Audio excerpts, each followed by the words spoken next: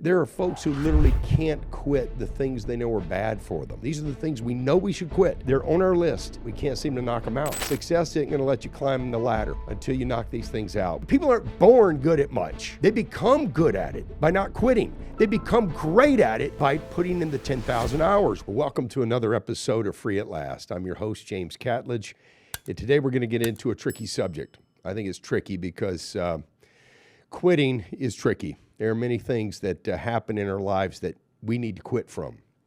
And I want to talk about quitting. There's quitting you should not be doing, and there's quitting you definitely should be doing. And again, we're on the road climbing the ladder of success here. And anything that I think on that ladder could prevent you from getting to the top where you want to be, I'm going to try to call it out. We're going to use this show. We're going to use this podcast. We're going to use our interviews to try to help you climb that ladder to success. And I've had a lot of thoughts this last week about quitting. There's really two types of quitters. There's those folks who literally cannot quit the things they should. And I'm going to give you some examples of that. And there's folks who literally quit everything in their life that they should not quit. And you got to kind of figure out where you are on this quitting thing. And I'm going to talk about the brain and how the brain deals with quitting. We're going to get into that.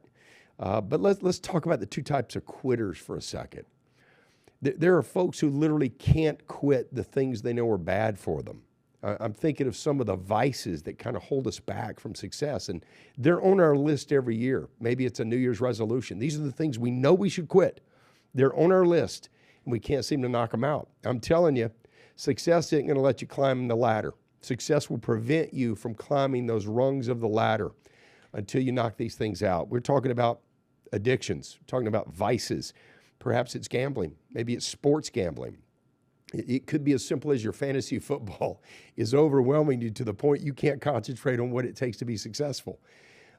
That's probably not the biggest problem you've got, but you know the list. Perhaps it's drinking, alcoholism. Maybe it's smoking cigarettes. These are all things that I think can prevent you. You know, the way I look at it is if there's anything I'm doing that could prevent me from being successful, I'd like to eliminate it.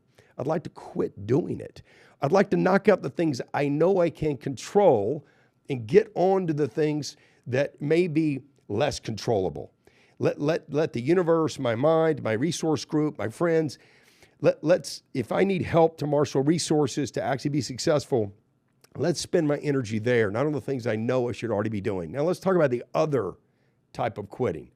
This is quitting the things literally that are positive that are happening to you. I did a little research on AI before today's show. And one of the things I looked up was how many businesses are formed every year in the United States. Last year, something like 5.5 million new businesses were formed.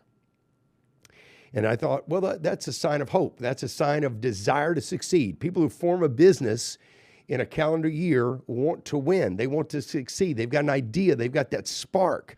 And so that's really positive. And then I looked at how many bankruptcies.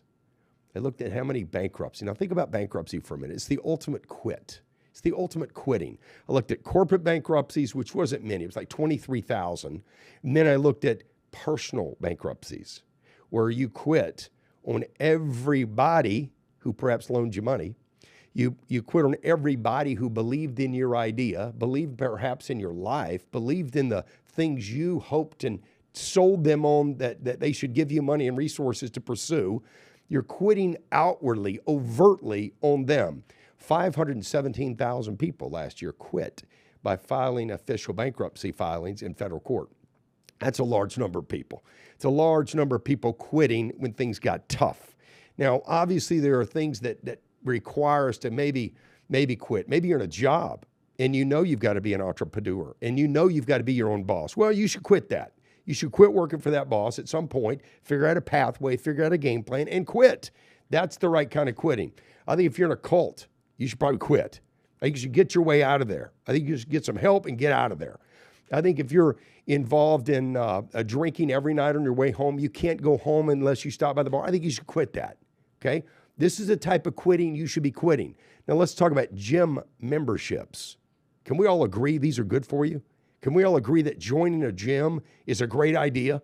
Can we also agree that going in the gym is also a great idea? Guess what the number of people who have a gym membership in America is that don't go in to the gym anymore? The total percentage of people. They have a membership. They filled out the paperwork. They filled out the debit card. They gave them access to their bank account, and they do not go to the gym anymore. 85%. 85, look it up on AI. 85% of folks who have a gym membership do not go. 15% do. Now think about these percentages for a minute. These are the folks who probably succeed in other aspects of their life. Think about church. I just looked up Christians. You could have looked up Muslims. You could have looked up Catholics. You could have looked up Mormons. You could have looked up anything. I just looked up how many Christians go to church every week. Devout Christians who go to church every week. It's 5%. It's 5%. That means 95% don't. Now, listen, I'm not judging. I'm just saying that quitting seems to be a pattern amongst people who want to succeed, which I'm assuming is the entire audience. I'm assuming everybody watching this has the spark of desire to succeed. So let's talk about what happens when we quit. Now, quitting seems like, well, I could start over somewhere else. I could quit here and I could begin again. Well, that's true. But let's talk about what the brain does when we quit. This is fascinating. See, you know how habits form, right? It takes about 19 days for most people to form a habit. Now, you could destroy that 19-day window through drug use or some type of other things you could do to alter the way your brain chemistry works. But if you're a normal person who's not damaged yourself or in some way harmed yourself through illicit drugs or something that's literally messed up the wiring in your brain, it's about 19 days to form a habit. You can experiment with this by making your bed every day for 19 days. On the 20th day, try walking out of your room without making your bed. Just try getting out of the room. Your brain will say, hey, we got more to do. Turn around. Look, we've got stuff unfinished here. Try the same with your teeth brushing. You probably don't need a new 19 days. That's probably already a habit. I sure hope so. I think if you tried to leave your house today without brushing your teeth, you'd probably walk back in. Your brain would remind you, hey, we've got a habit here. Our brain has built an efficient habit loop to remind us of the things that we know are habits and important to us.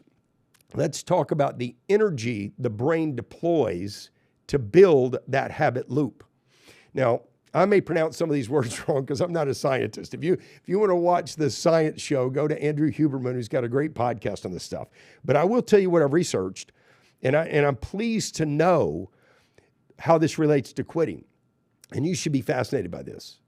Here's how the brain actually works. When you actually begin something new or novel, the brain tries to connect the neurons necessary to make it an efficient task. If it's new or novel, it's not efficient. The brain says, what are we doing? Why are we doing this? This is clumsy. I don't like doing this. And the brain will try to talk you out of doing it. The brain will try to convince you that we're wasting time and precious energy here. And so the brain will say, let's stop doing this. And most of you, after a few days, will just go along with what the brain has suggested, which is let's reserve energy, let's reserve resources, and let's stop doing the hard thing. Now, some of you plow through because you just won't quit things. You're actually one of these determined individuals that just won't quit. You're going to push through the hard time. Well, the brain then begins to believe you're serious. It begins to be convinced that it's along for the ride and that your essence, your identity is in charge of this journey, and the brain will quit trying to get you to stop. And the brain will begin to do something very fascinating, and this is a physical phenomenon in the brain that is occurring in people who will persist, people who will not stop, people who refuse to quit. There's a fatty tissue called mylar that gets laid in the brain between brain neurons, and it gets laid inch by inch or centimeter by centimeter as you continue to persist in this novel activity. Maybe it's making hard phone calls. Maybe it's walking into a room and talking to strangers. Maybe it's knocking doors. Maybe it's making the difficult calls you've got to make at your new sales career. Maybe it's public speaking. Whatever it is that's hard, that's also new, the brain will begin to work with you and lay down that tissue. Now, here's what's happening. That's an insulative layer, insulation between neurons that makes them fire faster, makes them fire more efficiently. It's literally a chemical creation that turns into a physical creation in the brain, rewarding your persistence. You ever wonder why people seem to make things seem so easy? Like a professional athlete can conduct this activity that if you tried it, you'd fall on your face. But for some reason, that golf swing looks perfect. It looks so smooth. It looks effortless. Well, these folks have laid down mylar in the brain. They've laid it down over time, hitting balls through repetitions, through repeating the activity, not quitting. They continue, so the brain rewards them. Here's why the brain rewards them. The brain isn't making an objective judgment about what you're up to. The brain is simply preserving resources. It's conserving energy. It's saying, if you're going to do this and you're going to continue down this road, I'm going to make it easier because I've got to conserve resources to keep us alive and to keep us on this path to success you want to be on. I've got to preserve resources. And so it began to build these habit loops. It'll begin to build that mylar literally between the two neurons that are required to conduct that task over and over again. And you'll find that pretty soon, if you won't quit, you're a master of that domain. You're a master. You like it. You find joy in it. Dopamine begins to be released in the brain, and you find great excitement in doing what others consider to be difficult because you're good at it, right? See, people aren't born good at much. They become good at it by not quitting. They become great at it by putting in the 10,000 hours. We all know, and look it up if you don't know. The 10,000 hour rule says if you'll put in this type of time, they've done the science on it, then the brain has built all the beautiful neurons, connected them together with mylar so that electrical current that's required to conduct that activity flies efficiently, faster. And I just want you to know that your brain is a precious resource that's along the journey to your success path. And if you're quitting, guess who's along that journey with you? Your brain. Your brain knows that you quit. Your brain knows perhaps you're a quitter. Your brain knows that you do resolutions every January 1st, and by the 19th of January, you've already forgotten about them. Your brain was along for all those rides where you said, we're doing this. Then you didn't do it. Your brain was there. So it remembers that you have a problem sticking to things. See, I would just ask you, how much can you afford to put your brain through where we're starting and stopping? See, I think you're just thinking this is some type of private behavior you're involved in. Well, it's not private. There's other people and other resources involved in your quitting and in your success. And I would just encourage you to understand this, because if you understand it, I think you'll step more firmly in the direction you should step to become successful. Think about for a minute all the people you've told, you're going to try this now. You're going to do this now. You're going to open that new LLC. You're going to try this new idea. Think about the same group of people who watched you stop it, quit it, forget talking about it. Well, not only are they along for that journey, but the brain was there. So now we're ready to really do it, right?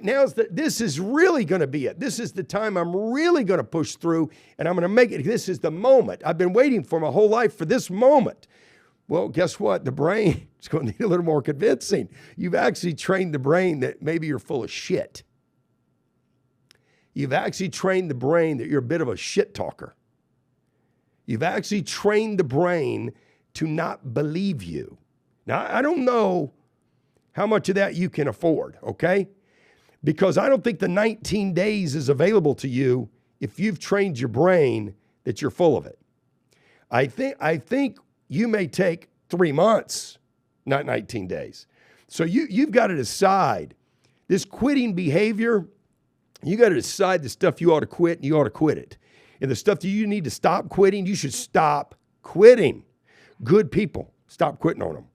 When you borrow money, you better pay it back. When you make commitments to your neighbor to return a screwdriver you borrowed, damn it, return it. When you borrow somebody's vehicle, clean it, fill it up with gas, wash it, return it.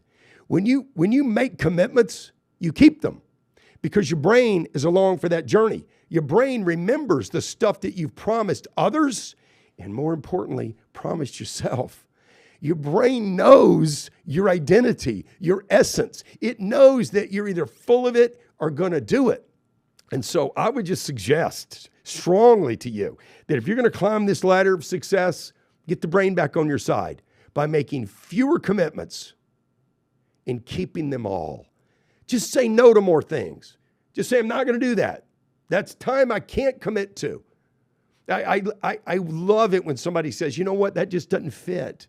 I've got a lot going on and that's just outside of my scope. What that tells me about that person is they can trust themselves. They have boundaries. This is where quitting, and the right kind of quitting, becomes easier, okay? So I just would ask you to interview yourself. Just have this conversation with yourself in the car. What kind of quitter am I? The kind of person who quits everything I shouldn't and can't quit the things I should? Just be honest with yourself. If you're going to succeed, you're going to have this interview. You're going to have to answer these type of questions of yourself. Your brain's got to be on board for this, okay? You need that efficient mylar path between the neurons necessary to win. There'll be all sorts of things along the journey that are difficult. They're made easier when the brain's on board. They're made easier when the brain says, let's deploy resources because I can trust this one. I can trust this person. I can trust that you will do what you say. I know you follow through, so I'm going to make this easier for you. Don't we need that? Don't we need that? Of course we do. So I know some of these subjects are heavy, but I think success is heavy. I think the road to success can be heavy. And I think you've got to deal honestly with these things that maybe you haven't thought much about. It's not just about getting in business with the right people and getting some financing and getting some funding and opening up an LLC and getting in there with energy and vigor. No. We got to fix us first. We really do. We got to fix us. We got to straighten out the things we know are wrong. We got to have that private list of things we're checking off that we know should be fixed. That's what we got to do. I want you to be the right kind of quitter. Get out of the stuff that you know is harming you. Get involved with the right group of people. Go back to the gym. Get back in your church. Quit quitting on the things that are so important to you. Find yourself the right reference group. Lock in. Find podcasts that are uplifting and helpful on this road to success. Thanks for spending a few minutes with me. I'm your host, James Cartlidge. This is another episode of Free at Last.